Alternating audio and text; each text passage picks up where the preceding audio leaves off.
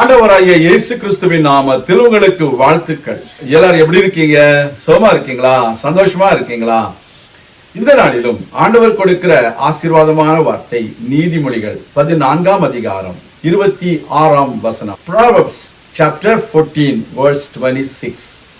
கர்த்தருக்கு பயப்படுகிறவனுக்கு திட நம்பிக்கை உண்டு, அவன் பிள்ளைகளுக்கும் அடைக்கலம் கிடைக்கும். அருமையான தேவனுடைய பிள்ளைகளே, உங்கள் பிள்ளைகளுக்கு அடைக்கலம் கிடைக்க வேண்டும் என்றால் நீங்கள் கர்த்தருக்கு பயப்படுகிறவர்களாக இருக்க வேண்டும்.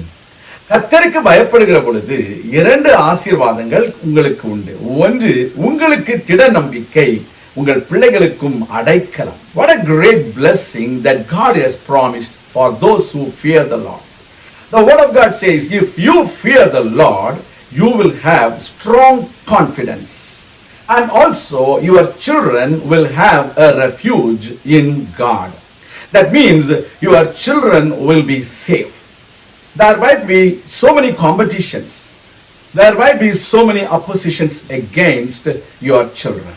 But the Lord God says, your children will have a safe refuge in God when you fear the Lord. நம்முடைய வாழ்க்கையில நாம் கர்த்தருக்கு பயப்படும் பொழுது நமக்கு திட நம்பிக்கை உண்டு. We will not be shaken by the situations because we have strong confidence in God.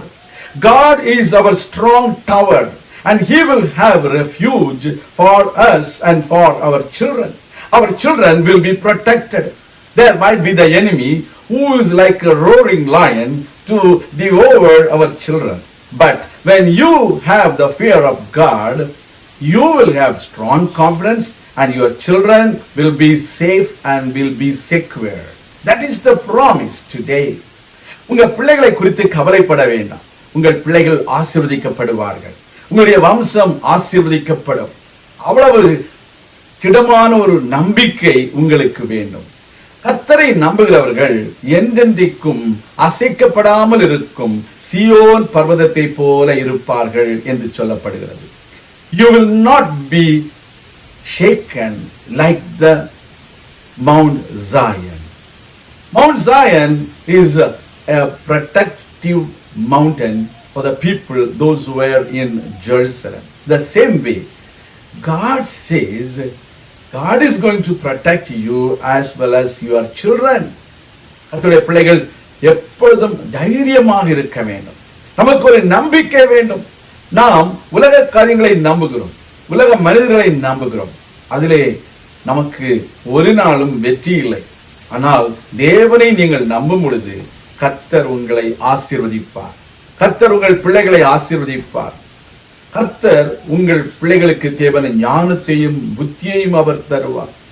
கர்த்தருடைய வார்த்தை சொல்கிறது, கர்த்தருக்கு பயந்து அவருடைய கட்டளைகளில் மிகவும் பிரியமாய் இருக்கிற மனுஷன் பாக்கியவான்.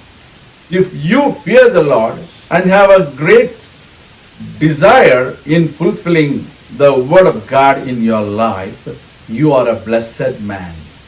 Your wife shall be a fruitful vine around your home, and your children shall be like an olive shoot around your table. உங்க வாழ்க்கையில உங்கள் பிள்ளைகளை கர்த்தர் ஆசீர்வதிப்பார்.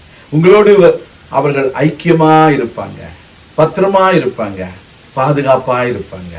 நாம் ஜெபிக்கலாம். எங்கள் அன்பின் பரலோக பிதாவே, கர்த்தருக்கு பயப்படுகிறவர்களுக்கு திட நம்பிக்கை உண்டு என்று சொன்னீரே. அவர்கள் பிள்ளைகளுக்கும் அடைக்கலம் உண்டு என்று சொன்னீரே.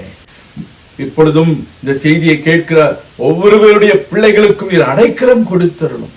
அந்த பிள்ளைகளை ஆசீர்வதியும். அந்த பிள்ளைகளுக்கு வேண்டிய புத்தியையும் ஞானத்தையும் பாதுகாப்பையும் கொடுத்தருளும். சத்துரு வெள்ளம் போல வரும் பொழுது அந்த பிள்ளைகளை நீர் வேலியடைத்து பாதுகாத்து வழிநடத்த வேண்டும் என்று ஜெபிக்கிறோம். தாழ்த்தி உடைய கரங்களில் ஒப்பு கொடுக்கிறோம். பெரிய காரியங்களை செய்திருளும். இயேசு கிறிஸ்துவின் நாமத்தில் ஜெபிக்கிறோம் எங்கள் நல்ல பிதாவே, ஆமேன். கர்த்தர் தாமே உங்களை ஆசீர்வதிப்பாராக. ஆமேன்.